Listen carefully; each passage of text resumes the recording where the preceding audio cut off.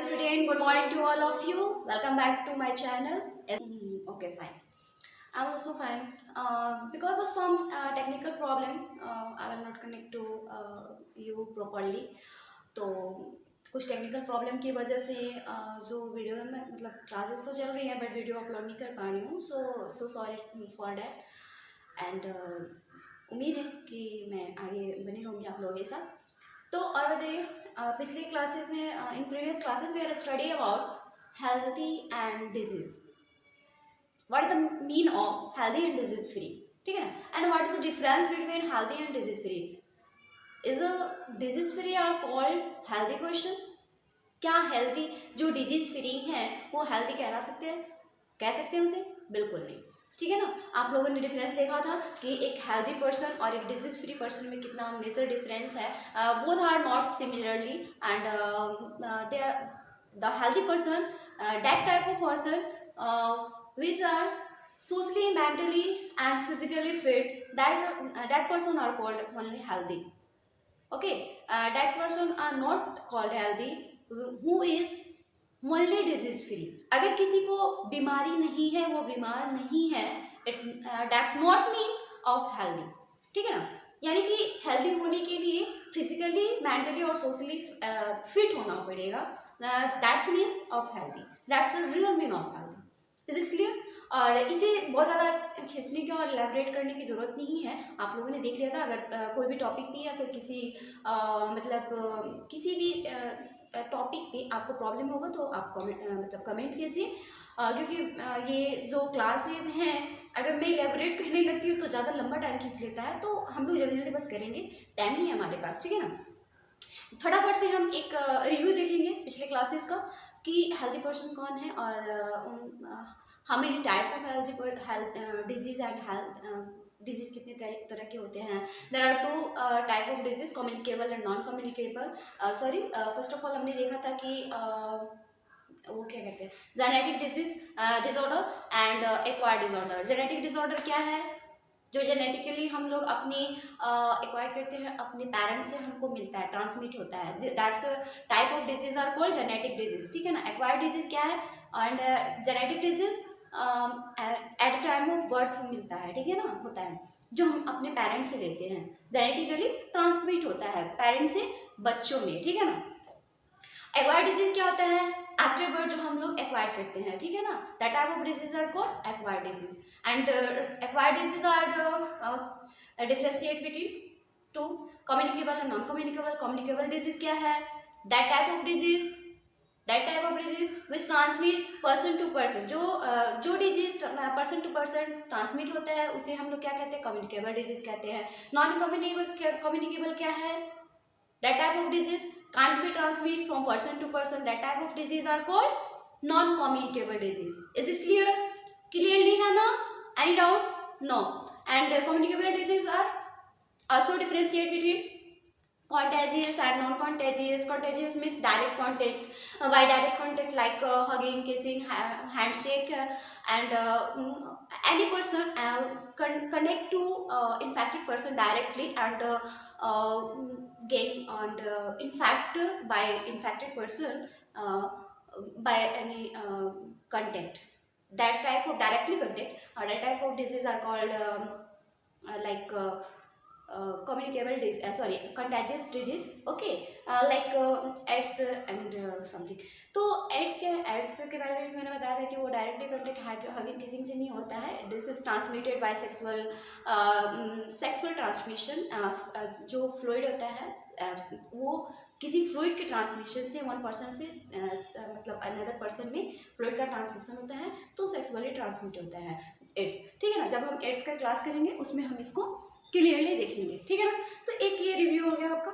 और non communicable क्या हो गया? Like mental health deficiency disease and any habitual habit, ठीक है ना. ये सारी चीज़ें क्या हैं? एक नॉन कम्युनिकेबल डिजीज है जो अगर मान लीजिए हमारे को किसी चीज़ की डिफिशियंसी है, शुगर हो गया and any very very disease and like, तो वो हमारे को डिफिशियंसी की वजह से हुआ. अगर मैं पतली हूँ या फिर हम मोटे हैं, है ना, तो ये सारी क्या है? डिफिशियंसी डिजीज है, ठीक है ना. तो अगर मैं पतली हूँ तो मेरे बच्चे पतले तो नहीं होंगे, ज़रूरी नहीं है, क्योंकि ये डिफिशियंसी की वजह से हुआ है. प्रॉपर्ली न्यूट्रिएंट्स नहीं मिलने की वजह से होता है. ठीक है ना। तो ये सारी चीज़ें हैं, डोंट बी सीरियस, मैं मजाक के लिए कह रही हूँ, अपना एग्जांपल दे रही हूँ, आप मत ये सोचना कि हाँ मैं लिनथिन हूँ। लिनथिन होना कोई बीमारी नहीं होता है, एक्चुअली वो अच्छा होता है, ठीक है ना।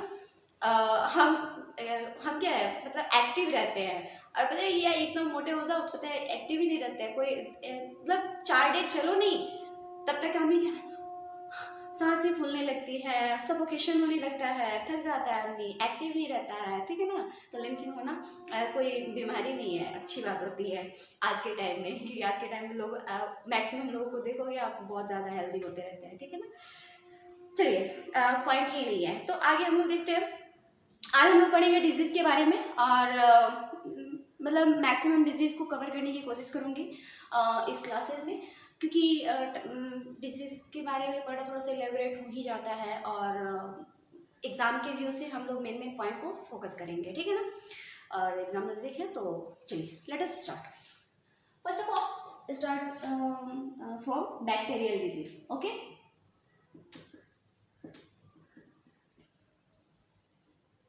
इसमें हम सबसे पहले बात करेंगे किसकी, टाइफॉइड की। किसकी बात करेंगे, टाइफॉइड, ठीक है। Typhoid is a very common disease, आप लोगों ने पढ़ा होगा या फिर आसपास के लोगों में देखा होगा, मैक्सिमम लोगों को टाइफाइड फीवर हो जाता है, मुझे भी हुआ है। जब मैं स्टडी मतलब पढ़ती थी 11th में, तो उस समय में मतलब क्लस्टर के लिए लोग गेम्स में जाते थे बाहर, तो मैं ना सीतामढ़ी गई हुई थी, और वहाँ जेएनवी में मेरे को टाइफाइड हो गया था।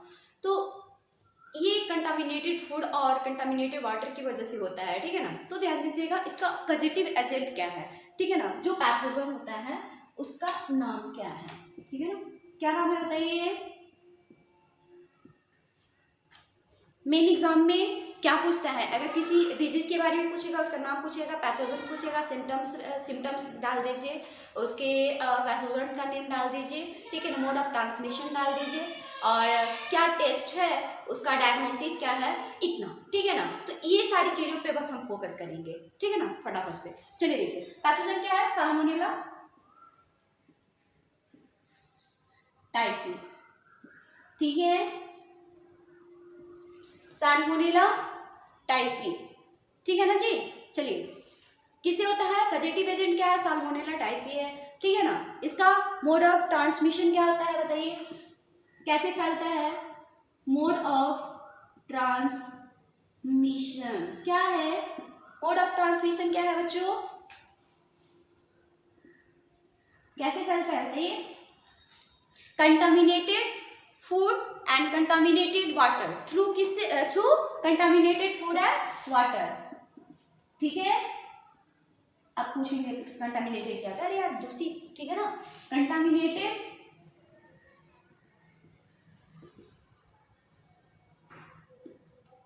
फूड एंड वाटर, ठीक है ना। चलिए नेक्स्ट हम देखेंगे इसका टारगेट ऑर्गन क्या है, टारगेट ऑर्गन क्या है। कोई भी डिजीज होता है उसका एक टारगेट ऑर्गन होता है, जहां वो टारगेट करता है और उस एरिया को क्या कर देता है, डैमेज कर देता है, ठीक है ना। तो इंटेस्टाइन इसका टारगेट ऑर्गन है, क्या है, इंटेस्टाइन, ठीक है, इंटेस्टाइन। एक्चुअली में क्या होता है इंटेस्टाइन पे, हमने जब डाइजेस्टिव सिस्टम हम लोग पढ़ रहे थे तो उसमें हमने देखा था कि इंटेस्टाइन से क्या होता है, ब्लड वेसल्स कनेक्टेड होते हैं। इंटेस्टाइन में जब ये रेप्लिकेट करने लगता है, रेप्लिकेशन जब इसका बढ़ जाता है तो ये क्या करता है, इंटेस्टाइन से ब्लड में इंटर कर जाता है और ब्लड के थ्रू पूरे बॉडी में इंटर कर जाता है, ठीक है ना। तो इसका किसी भी डिजीज का या किसी डिजीज का जो कॉजेटिव एजेंट है, किसी भी डिजीज का कॉजेटिव एजेंट है, उनका एक इंक्यूबेशन पीरियड होता है। इंक्यूबेशन पीरियड बोले तो लाइक रेप्लिकेशन टाइम, ठीक है ना।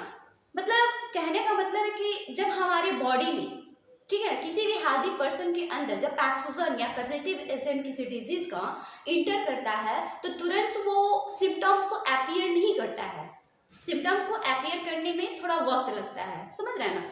तो उस पीरियड को वो जो टाइमिंग लेता है, रेप्लिकेशन करता है, उसको हम क्या बोलते हैं, इंक्यूबेशन पीरियड बोलते हैं, ठीक है ना। Incubation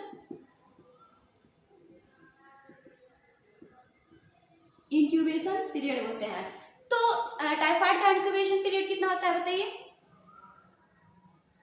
1 to 3 week, 1 to 3 week, 1 से 3 सप्ताह हफ्ते के अंदर, सप्ताह के अंदर क्या करता है, इसका जो मतलब सिम्टम्स है वो अपीयर होने लगता है, रेप्लिकेशन बढ़ जाता है। रेप्लिकेशन बढ़ने के बाद क्या होता है कि जो पैथोजन है वो इंटर कर गया ब्लड में, ब्लड के थ्रू पूरे बॉडी में इंटर कर गया, और वो क्या हो गया, जब पूरे बॉडी में मतलब वो ट्रांसफर हो मतलब कि फैल जाएगा, स्प्रेड हो जाएगा, उसके बाद क्या करेगा, वो अपना सिम्टम्स अपीयर करने लगेगा, सिम्टम्स अपीयर करने लगेगा, उसके बाद दिखाएगा सिम्टम्स, ठीक है ना, उसके बाद क्या दिखाएगा, सिम्टम्स। तो चलिए बच्चों यहाँ पे हम इसको इरेज कर दें, ऊपर में हम सिम्टम्स लिखते हैं, यहाँ पे आपको समझ नहीं आया, टाइमिंग की दिखाई नहीं देगा, ठीक है ना। तो ये सारे जो मोड ऑफ ट्रांसमिशन है, पैथोजन है, टारगेट ऑर्गन है, इसे आप नोट डाउन कर लो या फिर स्क्रीनशॉट ले लो, बाद में आप लोग नोट डाउन कर लेना। अभी अगर पढ़ा रही हो तो ध्यान से सुनो और ध्यान दो, ठीक है ना। ध्यान देने के बाद क्लास खत्म होने के बाद बैठिए और तब आप अपना नोट्स बनाइए, ठीक है ना। चलिए तो हम देखेंगे आप सिम्टम्स। सिम्टम्स क्या है बाबू? टाइफाइड हुआ होगा तो सिंपली आपको पता होगा, है ना, या फिर आप लोग घर में किसी को हुआ होगा या फिर इधर उधर मतलब अक्सर होते रहता है तो पता होगा। तो सबसे पहले क्या होता है, इसमें हाई फीवर होता है। क्या होता है? High fever, and not high fever, sustained high fever, ठीक है ना, सस्टेन्ड हाई फीवर।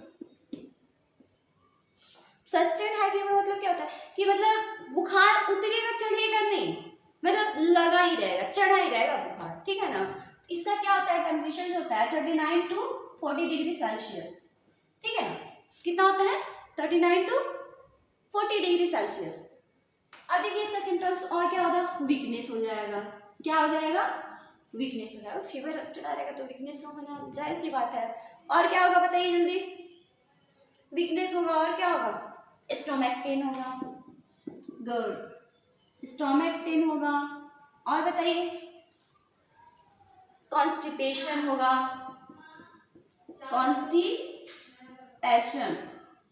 कॉन्स्टिपेशन होगा। और क्या होगा? हेडेक होगा, लॉस ऑफ एपेटाइट,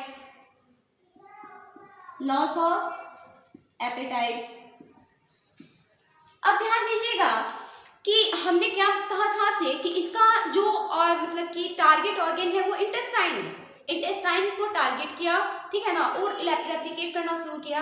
अब देखिए क्या होगा कि कॉन्स्टिपेशन हो जाएगा। कॉन्स्टिपेशन हो जाएगा, सबसे फर्स्ट ऑफ ऑल एक तो फीवर चढ़ेगा आपको, ठीक है ना। उसके बाद क्या होगा? कॉन्स्टिपेशन हो जाएगा। कॉन्स्टिपेशन हो जाएगा मतलब स्टूल पास करेगा ही नहीं, टाइम से आप फ्रेश होंगे ही नहीं। अब जब स्टूल पास नहीं करेगा तो सारा जो क्या बोलते हैं अनडाइजेस्टेड फूड है वो इंटेस्टाइन में भरा रहेगा, ठीक है ना। इंटेस्टाइन में भरा रहेगा, वो डाइजेस्ट होगा ही नहीं, स्टूल पास होगा ही नहीं, तो आपको क्या लगेगा? पेट भरा भरा सा दिखेगा, आपको भूख लगेगा ही नहीं, यानी कि लॉस ऑफ एपेटाइट हो जाएगा, भूख नहीं लगेगा, ठीक है ना। वीकनेस हो जाएगा, हेडेक हो जाएगा, ठीक है ना। ये सारा सिम्टम्स आपको अपीयर होने लगेगा।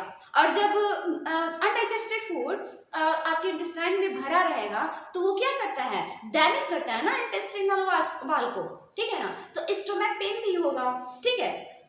तो ये सारे सिम्टम्स इसके हैं। अगर आप टारगेट ऑर्गन समझ लो, उसका रीजन समझ लो तो सिम्टम्स अपने आप याद हो जाएंगे, ठीक है ना। चलिए ध्यान दीजिए। नेक्स्ट बिना टाइम को किल किए हुए हम लोग नेक्स्ट डिजीज पे आते हैं, ठीक है। चलिए नेक्स्ट डिजीज क्या है? हाँ, इसमें एक और चीज था, उसमें दिया होगा आपके एनसीईआरटी के बुक में। एक लेडी थी जो कुक थी, ठीक है ना, कुक थी। क्या नाम था उसका? Mary Mallon. Mary Mallon. क्या नाम था? मैरी मैलन नाम था, कुक थी। वो क्या करती थी? भोजन बना के बच्चों को खिलाती थी, ठीक है ना। अब वो मतलब लॉन्ग टाइम होने के बाद वो क्या हुई थी? कैरियर हो गई थी। बच्चों को मतलब जो खाना खिलाती थी वो कंटामिनेटेड हो जाता था और उसके थ्रू बहुत सालों तक बच्चों को मतलब लोगों को टाइफाइड फैलते रहा। तो उसको क्या नाम दे दिया गया? उसका निक नाम मतलब दे दिया गया टाइफॉइड मैरी। क्या नाम दे दिया गया उसको? Typhoid Mary. बस इतना ध्यान रखना है, इसका नाम ध्यान रखना है और कुछ नहीं, ठीक है ना। उसका निकनेम क्या था, टाइफाइड मैरी था, ठीक है। वो उसका नाम क्या था, मतलब रियल नेम क्या था, मैरी मेलन नाम था। वो क्या थी, कुक थी, ठीक है ना।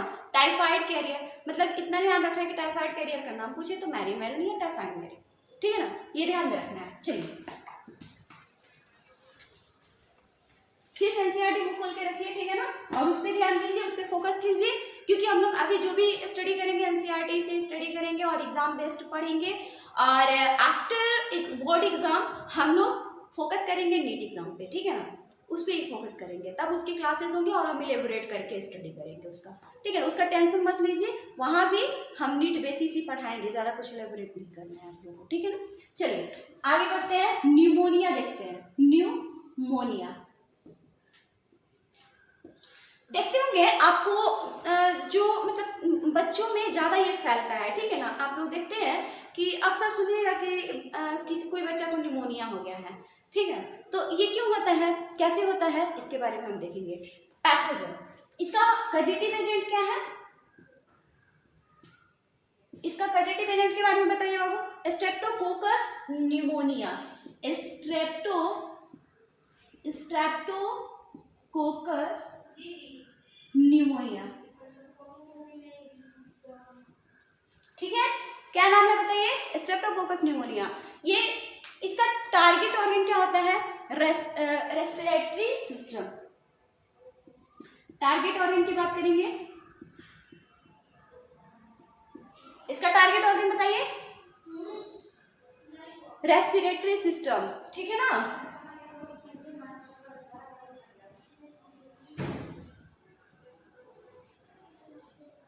अब देखिए क्या करता है, रेस्पिरेटरी सिस्टम को ये टारगेट करता है, जैसे कि मतलब रेस्पिरेटरी सिस्टम में क्या, एल्वियोली हो गया। एल्वियोली के बारे में आपने जब हम रेस्पिरेशन पढ़े थे तो उसमें हमने एल्वियोली बताया था आपको। एल्वियोली लाइक ऐसे होता है, ठीक है ना, यहाँ पे ब्लड वेसल्स कनेक्ट होता है। यहाँ पे एल्वियोली का मेन फंक्शन क्या होता है, हमने रेस्पिरेटरी सिस्टम में पढ़ा था ना, क्या होता है, गैसियस एक्सचेंज, मतलब गैस को फिल्टर करता है, एयर को फिल्टर करता है, तो गैसियस एक्सचेंज होता है, ठीक है। जब ये इनफैक्ट होगा तो गैस एक्सचेंज होगा ही नहीं, ठीक है ना, O2 डिलीवर होगा ही नहीं बॉडी में। तो O2 जब बॉडी में डिलीवर नहीं होगा तो क्या होगा बताइए, सबसे पहले ब्रेथलेसनेस होगा ना जी, सांस लेने में प्रॉब्लम आएगी, सफोकेशन होगा, घुटन सी होगी, मतलब ब्रीदिंग प्रॉपर्ली होगा ही नहीं, सफोकेशन होने लगेगा। क्या होगा, चलिए सिम्टम्स पे ध्यान दीजिए, क्या होगा बाबू।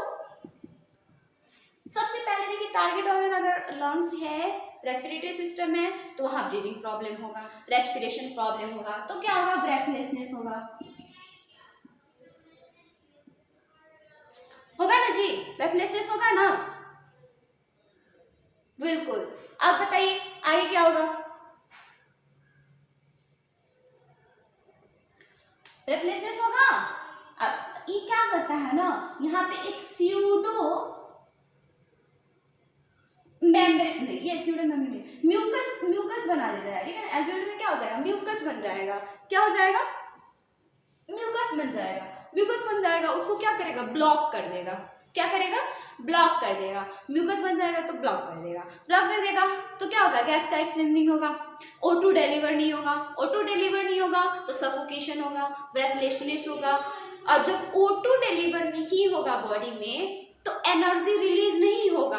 अब देखिए ध्यान दीजिएगा, फैटिग हो जाएगा, क्या हो जाएगा, सिम्टम्स देखिए, सिम्टम्स क्या आएगा, फैटिग क्यों होगा, एनर्जी नहीं मिलेगा तो फैटिग होगा ना।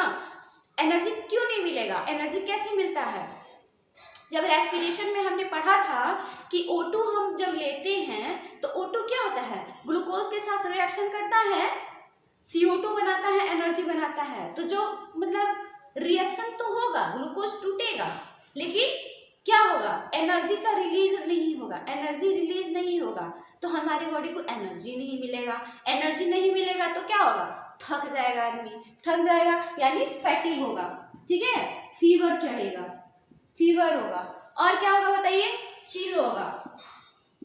जब कमजोरी होता है तो वैसे भी आपको ठंडा ज्यादा लगेगा, ठीक है ना, जो कमजोर इंसान होता है ना उसको ठंडा ज्यादा लगता है। चलिए उसके बाद क्या होगा, हेडेक होगा। और बताइए जो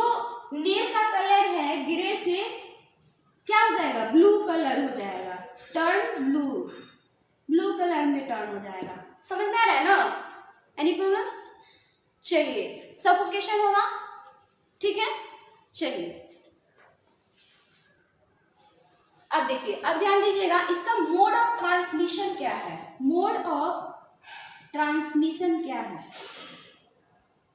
पढ़े थे क्या? नहीं पढ़े थे। चलिए ध्यान दीजिए, मोड ऑफ ट्रांसमिशन क्या है? Water droplets by infected person, ठीक है ना?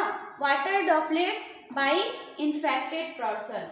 अगर कोई मतलब कोई इन्फेक्टेड पर्सन है, ठीक है ना, जिसको निमोनिया हुआ है, उसका जो वाटर ड्रॉपलेट्स है, ठीक है ना, उससे हेल्दी पर्सन को इन्फेक्शन होता है, ठीक है, उससे होता है। किससे होता है? Water droplets from infected person. Is this clear? Any doubt? Okay, चलिए, इसका इंक्यूबेशन पीरियड क्या होता है? बहुत कम दिन का होता है जी। इंक्यूबेशन पीरियड कितना होता है? 1 to 3 डेज। इतना जल्दी स्प्रेड करता है, इसका जो पैथोजन है बहुत जल्दी रेप्लिकेट करता है और सिम्टम्स मतलब अपीयर होने लगता है 1 से 3 दिन में मतलब ये अपीयर होने लगता है और डिजीज हो जाता है, ठीक है। चलिए, इसका प्रिवेंशन क्या है? हम लोग देखिए, सबसे बड़ी बात क्या है? डिजीज से दूर रहने का, हेल्दी रहने का हमारे को प्रिवेंशन होना चाहिए, है ना? Prevention is most important. Prevention is most important. एक कोट होता था, वो मुझे बड़ा अच्छा लगता है, आज भी मुझे याद है। Prevention is better than cure, ठीक है ना? प्रिवेंशन इज बेटर देन, इसको लिख भी लीजिए, देन क्योर। समझ में आ रहा है क्या होगा? Prevention is better than cure, मतलब इलाज से अच्छा है बचाव, सबसे अच्छी बात होती है। मतलब बीमार पड़ के लाखों रुपया बर्बाद करने से अच्छा है, हजारों रुपया बर्बाद करने से अच्छा है कि हम क्या करें? बचाव रखें, ठीक है ना, प्रिवेंशन रखें। हर इंसान को पता होता है हम ये करेंगे तो हमारे को प्रॉब्लम होना है, सबको पता है, आपको भी पता है, इवन हमको भी पता है। मेरे को पता है कि मेरे को चाय लेती हूँ तो मुझे नुकसान है, लेकिन चाय मैं नहीं छोड़ सकती। मतलब दिन भर में मैं कितनी बार मतलब सुन लेती हूँ मम्मी से, भाई से तो हमेशा सुनती हूँ, ठीक है ना, बोलता है कभी मतलब चाय पत्ती गायब कर देगा कि मैं पीऊँगी नहीं, दूध बंद करवा देगा। फिर भी होता है क्योंकि हैबिट है ना, एक गंदी हैबिट बन जाती है किसी चीज़ की, और किसी भी चीज़ की हैबिट ना बहुत खराब होती है। समझ आ रहा है? तो हमारे को पता है कि हम ये करेंगे, चाहे कोई बैड हैबिट है या मतलब डेली बेसिस पे हम लोग गलतियां करते ही करते हैं, चाहे कितना भी बचा लो, हमारे को पता है कि ये चीज़ करने के बाद हमारे को पे आउट करना है, ठीक है ना, मतलब एक बड़े अमाउंट में पे आउट करना है, फिर भी हम वो गलती करते हैं, हैबिचुअल जान के गलती करते हैं, ठीक है ना। वही चीज वहीं पे हम अगर सोच के अपने आप को रोक लें तो ये जो इतनी प्रॉब्लम हमारे डेली बेसिस के लाइफ पे होती है, यकीन मानिए कि बिल्कुल होनी ही नहीं है, ठीक है। अब मोबाइल की लत कर दीजिए, आजकल बच्चों को में हब हो गया, छोटे छोटे बच्चे अभी जन्म लेते हैं लोग। हमारे को क्या होता, ग्रेजुएशन टाइम में हम लोग के पास मोबाइल आया था, जब हम लोग स्कूलिंग बोर्डिंग स्कूल में पढ़ते थे तो मम्मी पापा से 2 मिनट बात करने के लिए घंटों लाइन में लगना पड़ता था। वो क्वाइन सिस्टम था, 1-2 रुपए डालो, फिर पता चलता था अभी हाल चाल हो रहा है, बातें अभी बीच में ही चल रही है, तब तक क्वाइन खत्म और लाइन भी खत्म, मतलब टाइमिंग भी खत्म। कभी कभी ऐसा होता था लाइन में खड़े खड़े सुपरवाइजर लगे और टाइम खत्म, बात नहीं हुआ, महीनों महीनों हो जाते थे, ठीक है। अभी छोटे छोटे बच्चे मोबाइल चला रहे हैं, आदत खराब है, हो गई है, सबकी हैबिट खराब है। ABCD बच्चे पहले माँ से सीखा करते थे, अब मोबाइल से सीख रहे हैं, ठीक है। तो ये सारी चीज़ें हैं जो बैड हैबिट है, इन्हें दूर करना चाहिए। मोबाइल गलत चीज़ नहीं है, आप इस्तेमाल कीजिए ना, अच्छी चीज़ों के लिए इस्तेमाल कीजिए। वीडियो देखिए, हमारा कुछ ना कुछ तो फायदा हो ही जाएगा। कोई भी टीचर चाहे कितना भी बकवास क्यों ना हो, कुछ ना कुछ आपको सिखा जाएगा, और सीखने की ना कोई उम्र कोई एज नहीं होती है, कोई छोटा या कोई बड़ा नहीं होता है। आप छोटे से सीख रहे हो तो सीख लो, अगर वो कुछ सिखा रहे हैं आपको तो सीख लो, ठीक है ना। कितना बच्चा लोग होते हैं जब जाइएगा पढ़ाने के लिए स्कूल में ना, तो कहते हैं वो सर तो अच्छा पढ़ाती ही नहीं, वो मैम तो अच्छा पढ़ाती ही नहीं है। ठीक है, नहीं अच्छा पढ़ाती है, कुछ तो आपसे अच्छा जानती हैं तब आज वहाँ पे खड़ी हैं, या जानते हैं तो आप आज आपके सामने खड़े हैं। तो जितना सीख सकते हो उतना ही तो सीख लो, समझ में आ रहा है ना। तो सबसे बड़ी प्रॉब्लम क्या है आज के लोगों की कि वो सच्चाई को एक्सेप्ट ही नहीं करना चाहते, कमियां निकालने जाना। दूसरों में जब तक कमी निकालते रहिएगा तब तक आगे नहीं बढ़ सकते हैं। अपने आप में कमी देखना शुरू कीजिए, आज आप लोग सबसे आगे होंगे, जो आप चाहते हैं वो चीज़ कर लेंगे, ठीक है।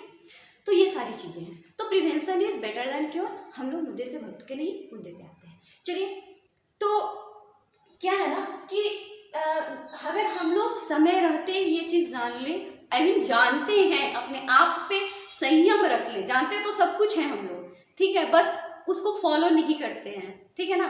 तो आज अगर हम लोग उसको फॉलो करना शुरू कर दें तो कल को हमारे को इतनी प्रॉब्लम नहीं होगी। तो prevention is better than cure, मतलब बीमारी को दूर रखने के लिए डेली बेसिस पे एक्सरसाइज कीजिए, जो डेली आपका जो डाइट है उसको मेंटेन कीजिए, एक्सरसाइज कीजिए, योगा कीजिए, बैड हैबिट्स को इग्नोर कीजिए, ठीक है। एक बार में नहीं होगा, थोड़ा थोड़ा करके हो जाएगा ना, जरूर होगा, आप ही करेंगे, ठीक है ना। क्यों नहीं कर सकते हैं, आप कर सकते हैं। तो ये सारी चीजें हैं। तो हम देखेंगे कि इसका प्रिवेंशन क्या है। ये सारी बातों का बस एक मतलब था कि बस समय रहते सही चीजों का इस्तेमाल कीजिए, तो बाद में बड़ी प्रॉब्लम नहीं आएंगी, ठीक है। चलिए, प्रिवेंशन क्या है इसका, न्यूमोकोकल वैक्सीन। प्रिवेंशन क्या है, न्यूमोकोकल वैक्सीन, ठीक। न्यूमोकोकल वैक्सीन, ये वैक्सीन हम ले लेते हैं, ठीक है। जब ये वैक्सीन ले लेंगे तो इसका जो पैथोजन इंटर करेगा तो वो क्या होगा, हमारे को अटैक नहीं करेगा, ठीक है, निमोनिया नहीं होगा। तो छोटे छोटे बच्चों को, बच्चे जन्म लेते हैं उनको इतनी सारी वैक्सीन लगने लग जाती है, क्यों, ताकि फ्यूचर में उनको BCG का टीका, DPT का टीका, ठीक है ना, निमोनिया का ये क्या बोलते हैं, न्यूमोकोकल वैक्सीन, ये सारे वैक्सीन मतलब लगवा दिए जाते हैं। हमारे को तो आज एक इंजेक्शन से इतना डर लगता है, उतने छोटे बच्चों को लोग पता नहीं, अच्छा ही है, मतलब उनके लिए ही होता है ताकि वो लोग फ्यूचर में फिट रह सके, ताकि उन्हें प्रॉब्लम नहीं आए। एनीवे, नेक्स्ट क्या है, इसका ट्रीटमेंट क्या होता है, ट्रीटमेंट देखेंगे। हाँ बताइए, पेनिसिलिन क्या है, पेनिसिलिन, ठीक है ना। नेक्स्ट स्ट्रेप्टोमाइसिन,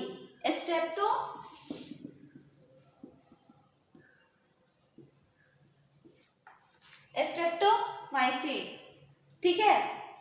एम्पिसिलिन, ठीक है,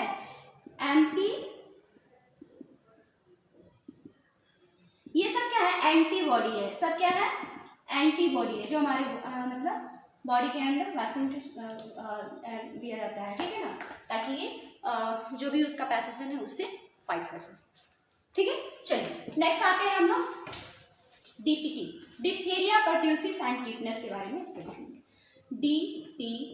DPT का टीका के बारे में आप लोगों ने सुना होगा, क्या होता है, diphtheria pertussis and tetanus are also common। जैसे कील वगैरह आपको चुभता है तो टिटनेस का इंजेक्शन लेते हैं, सबसे पहले कहते हैं कट गया, चाहे जंग वाला चीज़ से मतलब अगर कट गया है या कील चुभ गया है तो तुरंत हम लोग क्या करते हैं, टिटनेस का इंजेक्शन लेते हैं। क्यों लेते हैं, चलिए हम लोग अभी देखेंगे DPT का टीका किन किन चीज़ों के लिए होता है, और डिप्थीरिया क्या है, पर्ट्यूसिस क्या है, टिटनेस क्या है। इसके पहले, आगे बढ़ने से पहले प्लीज़, अगर आप लोग को अच्छा लग रहा है और आप मेरी बातों से कनेक्ट हो पा रहे हैं, आप समझ पा रहे हैं, अगर कुछ प्रॉफिट हो पा रहा है आपको, है ना, ये जो लेक्चर हम लेके आते हैं आपके लिए वो आपके लिए हेल्पफुल है, तो प्लीज़ एंड प्लीज़ सब्सक्राइब कीजिए मेरे चैनल को, और लाइक कीजिए, शेयर कीजिए अपने दोस्तों को भी, ठीक है ना। और कमेंट कीजिए कि वो सारे टॉपिक्स जो आपके लिए मतलब समझ में नहीं आ रहा है और मैं आपके लिए लेके आ सकती हूँ, उसे मैं लेके आऊँ, ठीक है ना। और ये मतलब होता है ना कि मैं आगे बढ़ सकूँ, ठीक है ना, आपके लिए और अच्छा कर सकूँ।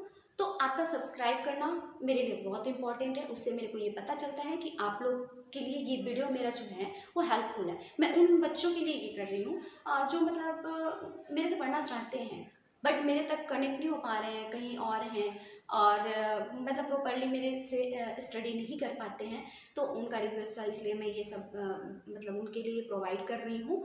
तो अगर आप लोग देख रहे हैं, आप लोग के लिए ये वीडियो हेल्पफुल है, आप समझ पा रहे हैं, तो प्लीज़ सब्सक्राइब कीजिए ताकि मुझे लगे कि हाँ मुझे और अच्छा टॉपिक लेके आना चाहिए और रेगुलर लेके आना चाहिए, ठीक है ना। चलिए आगे बढ़ते हैं। हम लोग देखेंगे डिप्थीरिया के बारे में। डिप्थीरिया का पैथोजन क्या है, आई मीन जीटीबीजे बताइए। Corynebacterium, sorry corynebacterium, corynebacterium diphtheria, corynebacterium diphtheria, ठीक है ना। इसका कजेटिव एजेंट है, ठीक है। ये क्या होता है ना, जिसको उफिन कफ भी बोलते हैं, उफिन कफ पर्टुसिस भी होते हैं, उफिन कफ बोलते हैं। मतलब इसमें कफ होता है, खांसी आती है, लेकिन उसका जो साउंड होता है ना तो कुछ डिफरेंट होता है। एक नॉर्मल खांसी के जैसे नहीं लगता, मतलब बड़ा गंदा इरिटेटिंग सा उसका साउंड होता है, ठीक है। तो उस इसीलिए उसको उफ उफ की आवाज आती है ना, तो उसको उफिन कफ बोलते हैं, उफिन कफ भी बोलते हैं, ठीक है। इसका टारगेट ऑर्गन क्या है, रेस्पिरेटरी टारगेट ऑर्गन, इसको हटा दें। चलिए देखिए, हम बात कर रहे थे डिप्थीरिया की। टारगेट ऑर्गन क्या है जी, इसका भी रेस्पिरेटरी पैसेज ही है, मतलब ठीक है, वही रेस्पिरेटरी ट्रैक जो होता है, ठीक है ना, रेस्पिरेटरी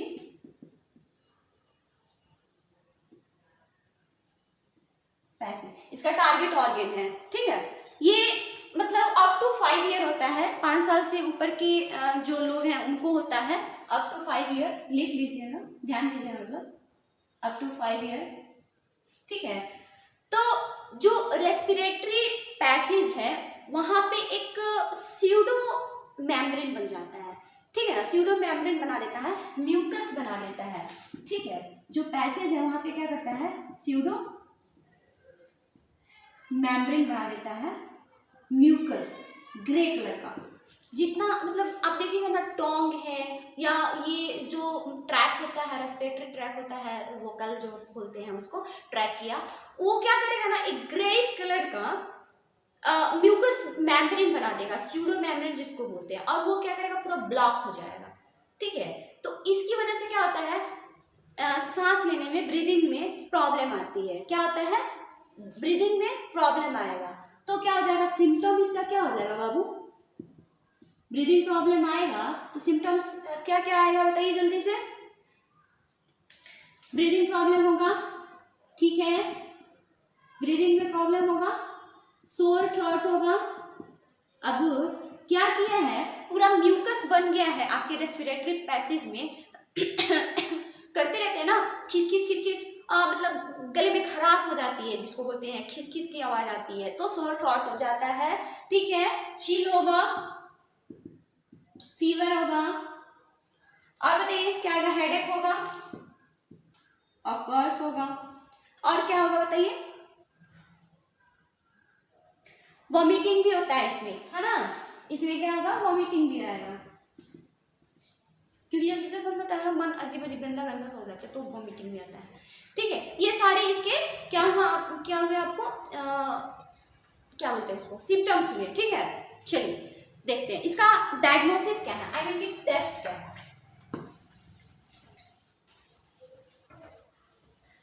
एक चीज वहां पे मिक्स कर दिया मैंने, जो टाइफाइड है,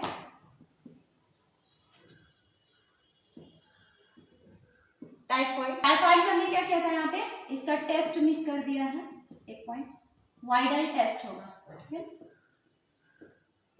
जिससे पता चलता है कि हाँ पर्सन को क्या है, टाइफॉइड है, ठीक है। तो इसमें देखिएगा इसका टेस्ट क्या होता है, सिक डिप्थीरिया का, ठीक है ना, ध्यान दीजिएगा, हम लोग किसके बारे में बात कर रहे हैं, डिप्थीरिया के बारे में। इसका टेस्ट क्या होता है, सिक टेस्ट, ठीक है, क्या है, सिक टेस्ट है। डायग्नोसिस हो गया। प्रिवेंशन देखिए, प्रिवेंशन में वही प्रिवेंशन जो बता रखा है मैंने, वो टीका, डीपीटी का टीका लगता है, ठीक है, प्रिवेंशन हो गया। वही अब इसमें देख लीजिए, हो गया ना आपका। चलिए पर्ट्यूसिस की बात करेंगे, फटाफट से देखिए पर्ट्यूसिस क्या पैथोजन क्या है, कजेटिव एजेंट क्या है,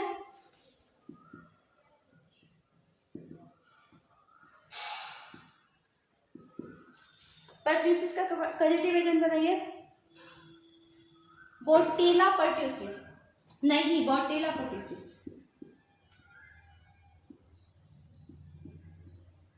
और बताइए बच्चों, इसका सिम्टम्स बताइए। बोटेला पर्ट्यूसिस, इसमें भी क्या होता है, सेम टू सेम वही सारा सिम्टम होता है। ऊपिंग कफ होगा, ये भी क्या है, ऊपिंग कफ है,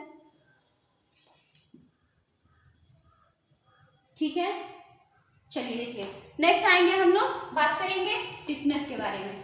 इसको इरेज कर देते हैं। डिप्थीरिया हो गया, पर्ट्यूसिस हो गया, अब हम बात करेंगे टिटनेस का, टिटनेस का, ठीक है। टिटनेस को हम लोग लॉक जॉ भी कहते हैं, क्या कहते हैं,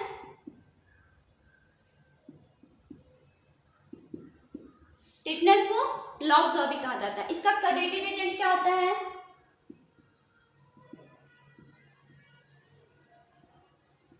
बताइए, कजेटिव एजेंट क्या है, क्लोस्ट्रोडियम टिटेनी, क्लोस्ट्रोडियम टिटेनी इसका कजेटिव एजेंट है। इसका टारगेट ऑर्गन बताइए, टारगेट ऑर्गन क्या होगा,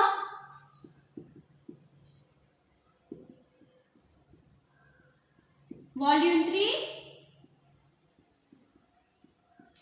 मसल, इट मीन्स कि मसल पे, ये मसल को ये टारगेट करता है, ठीक है। इसका इंक्यूबेशन बताते हैं सारी के बारे में। इंक्यूबेशन पीरियड पहले लिख लीजिए।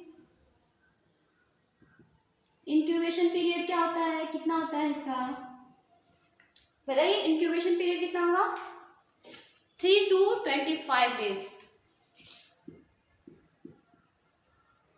ये आपको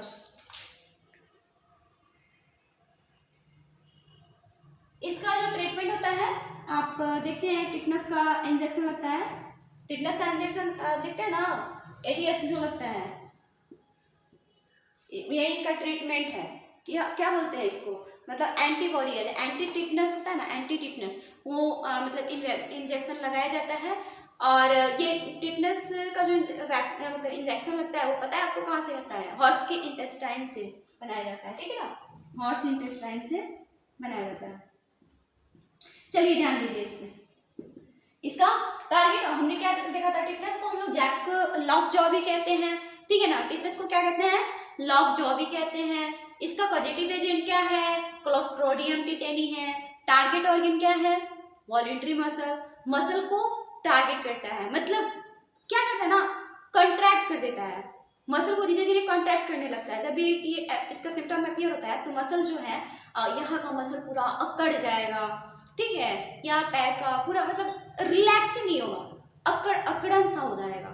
इसीलिए क्या होता है ना कि आपको बोलने में दिक्कत होगा, जैसे कि अगर हो जाएगा मेरे को, अगर टिटनेस हो जाता है तो मेरा जॉ क्या है, ये जॉ मतलब कि यहाँ का मसल क्या होगा, कंट्रैक्ट हो जाएगा। कंट्रैक्ट होने की वजह से क्या होगा, ये पूरा मुंह खुलेगा नहीं आपका, तो जॉ क्या हो जाएगा, लॉक हो जाएगा, ठीक है। प्रॉपर्ली जो मैं अभी बोल पा रही हूँ वैसे बात नहीं कर पाऊंगी, ठीक है, मुंह खोल नहीं पाऊंगी, तो उसी वो क्या हो जाता है, लॉक जॉ होता है। इसीलिए इसको क्या बोलते हैं, टिटनेस को लॉक जॉ भी बोलते हैं। इज दिस क्लियर, समझ पा रहे हो ना। चलिए, तो इसका इंक्यूबेशन पीरियड क्या है, आपने देखा 3 to 25 डेज होता है, ठीक है। इसका जो मतलब ट्रीटमेंट है, हम लोग क्या लेते हैं, कि अगर कोई कील वगैरह चुभते सॉइल में इसका पैथोजन पाया जाता है, इसलिए तुरंत हम लोग क्या करते हैं, टिटनस का इंजेक्शन ले लेते हैं, टिटनस का इंजेक्शन ले लेते हैं एंटीटीएस जो ATS होता है। ठीक है, चलिए नेक्स्ट आते हैं, हम लोग बात करते हैं बिना टाइम को किल किए हुए प्लेग के बारे में। ठीक है, फटाफट से।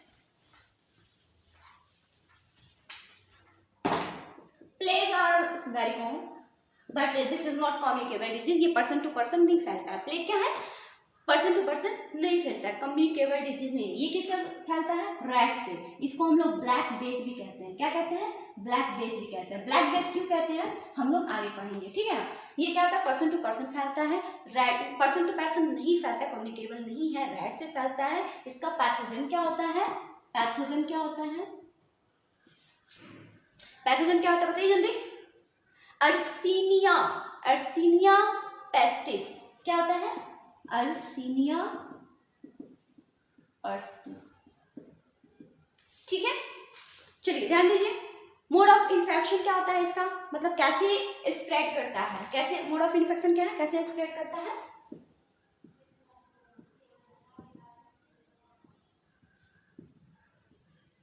From red Phulia. किससे होता है, रेड फ्लिया से। ठीक है, अब इसका सिम्टम देखेंगे बच्चों जल्दी से। सिम्टम क्या होता है, एग्जाम के व्यू से बस ध्यान दीजिए जल्दी से, और समझने के लिए हम लोग आफ्टर बोर्ड एग्जाम हम लोग फिर क्लास लेंगे, तो उसमें हम लोग ध्यान देंगे। जल्दी जल्दी समझते जाना है और याद करते चलना है मेरे साथ साथ। ठीक है, पैथोजन क्या है, इसका पैथोजन क्या है, अर्सीनिया पर्सिस्टिस। उसके बाद मोड ऑफ इन्फेक्शन क्या है, रेड फ्लिया है। ठीक है, सिम्टम्स जल्दी जल्दी फटाफट देखेंगे। हाई फीवर होता है, क्या होता है, हाई फीवर होता है। ठीक है, और क्या होता है जी बच्चों, लंब आएगा। स्किन पे रेड पैचेस बनेंगे, क्या हो जाएगा, red patches appear on skin. ठीक है, लाल लाल सा छल्ला फोड़ा फोड़ा टाइप में बन जाएगा। After some time, this red patches are turned into black and ultimately leads to death. क्या कहता है कि मतलब कुछ दिन बाद क्या होता है ना कि ये जो रेड पैचेज है टर्न हो जाता है किसमें, ब्लैक में। ठीक है ना, ब्लैक में, और कज करता है डेथ। ठीक है, that's why this is called black death. इसीलिए इसको ब्लैक डेथ कहते हैं। क्या कहते हैं, ब्लैक डेथ कहते हैं। चलिए नेक्स्ट आते हैं हम लोग कॉमन कोल्ड पे।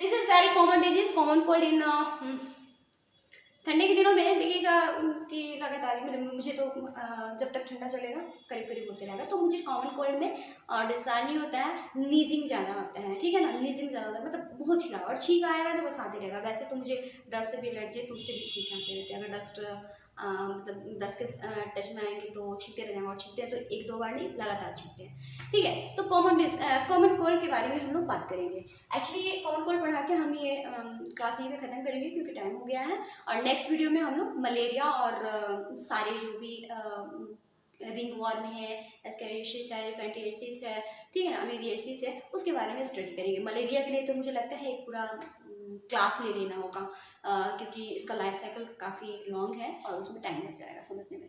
ठीक है, तो चलिए ध्यान दीजिए। कॉमन कोल्ड या वायरल डिजीज है,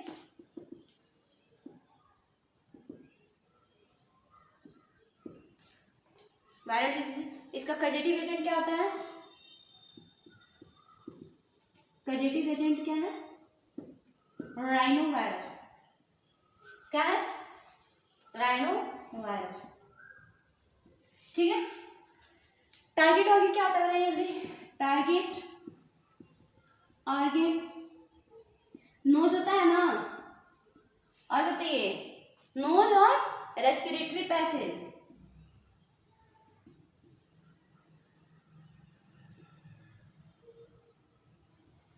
ठीक है, नोज और respiratory passage, but not lungs. Lungs नहीं होता है, पैसिव बोल रहा है, रेस्पिरेटरी सिस्टम नहीं बोला, रेस्पिरेटरी पैसिव बोल रहा है, मतलब जो नोज से लेके ट्रैकिया तक है उसको बोल रहे हैं, लंग्स की बात नहीं कर रहे हैं, ठीक है ना। तो लंग्स रानियन ऑर्गन नहीं होता है, नोज और रेस्पिरेटरी पैसेज होता है। इसका सिम्टम बताइए, सिम्टम्स क्या होता है बाबू? कॉमन कोल्ड का सिंपल सा सिम्टम्स है, सबको पता होगा, नेसल कंजेशन। क्या होता है? नेसल कंजेशन, नाक बंद हो जाना, ठीक है ना। अक्सर होता है नाक क्या होता है? बंद हो जाता है, ठीक है ना। नाक बंद हो जाता है, सांस लेने में दिक्कत आती है, मुझे तो नींद ही नहीं आती है। रात में जब कॉमन कोल्ड होगा तो दिन में चीखते चीखते हालत खराब, रात में नाक ही बंद हो जाएगा, नींद ही नहीं आएगी, ठीक है ना। सफोकेशन होने लगेगा, ठीक है। नेक्स्ट क्या होता है? डिस्चार्ज होता है, ठीक है, नाक बहना, सोर थ्रॉट, गला खिसखिस करता है, ठीक है। और मेरा जो गला खिसखिसाना शुरू होगा ना तो हमको लगेगा बस अब होने वाला है हमको कॉमन कोल्ड। पहले ही सिम्टम्स मिलने लगता है, गला खिसखिस खिसखिस करने लगेगा, तो मैं बोलती हूँ मम्मी को, मम्मी अब लग रहा है ना हमको कॉमन कोल्ड होगा, ठीक है ना। हॉर्सनेस होता है, और बताइए कफ, हेडेक, और क्या होता है बच्चों? कुछ छूट रहा है? टायर्डनेस,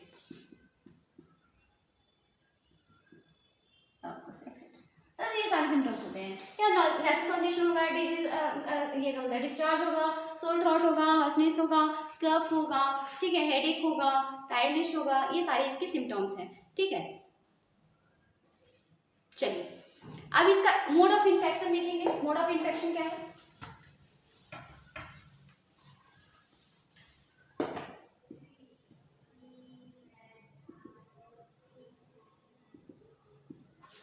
जल्दी से बताइए बच्चों, मोड ऑफ इन्फेक्शन क्या है? ड्रॉपलेट्स, ठीक है ना, droplets from cough and sneezing of an infected person, ठीक है।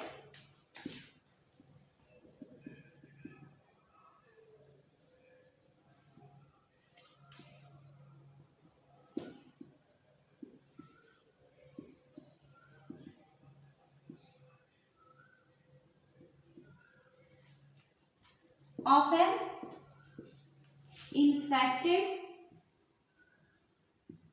पर्सन, ठीक है, from infect of an infected person by inhale directly, by inhale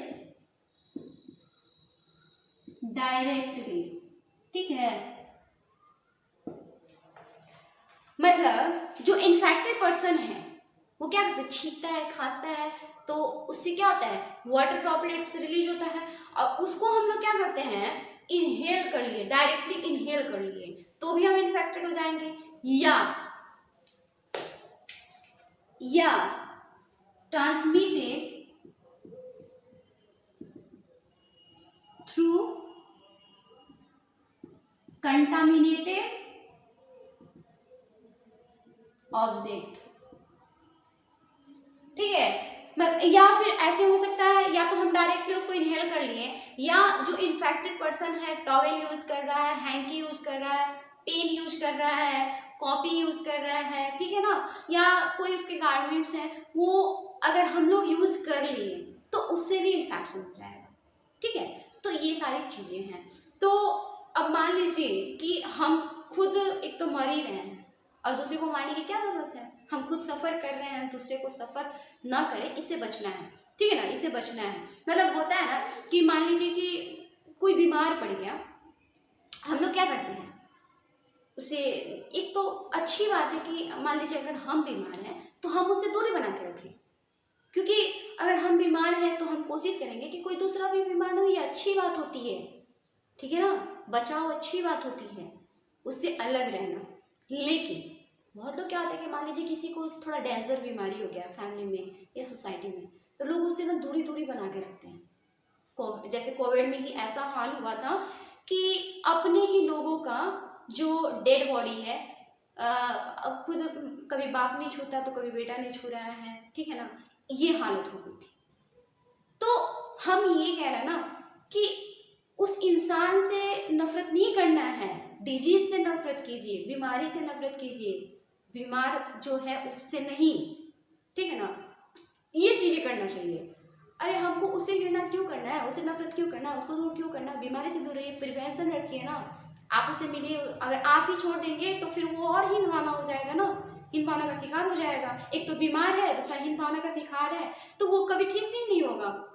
family का सपोर्ट सबसे बड़ी मतलब चीज़ होती है, अपनों की सपोर्ट बहुत ज़रूरी होती है। तो अगर कोई बीमार है तो आप कोशिश कीजिए, प्रिवेंशन रखिए, लेकिन उसे छोड़िए मत, उसे हीन दृष्टि से मत देखिए, ताकि वो और मेंटली भी डिस्टर्ब हो जाए कि अरे बाप रे हमें क्या हो गया है, कितने बीमार हो गए हैं, हमसे लोग दूर दूर रह रहे हैं, हमारे पास नहीं आना चाहते हैं, हमें क्या हो गया ना, लाइक दैट। तो ये चीज़ें आप समझिए, ठीक है ना। तो नफरत किससे करना है, बीमारी से करना है, बीमार लोगों से नहीं करना है, अंडरस्टैंड, ठीक है। तो ये सारी चीज़ें हैं, तो इसे हम लोग को फॉलो करना है। और इसी के साथ मतलब बायोलॉजी इज़ वेरी इंटरेस्टिंग, ठीक है। तो आप भी इंटरेस्ट बनाए रखिए और मेरा चैनल सब्सक्राइब कीजिए, ताकि हमें भी इंटरेस्ट आए आप लोग को पढ़ाने में। हाँ, हमें भी अच्छा लगे कि बच्चे इंटरेस्टेड हैं, तो हम और अच्छे से लेके आए वीडियो उनके लिए, है ना। चलिए, इसी के साथ have a good day, thank you, thanks to all.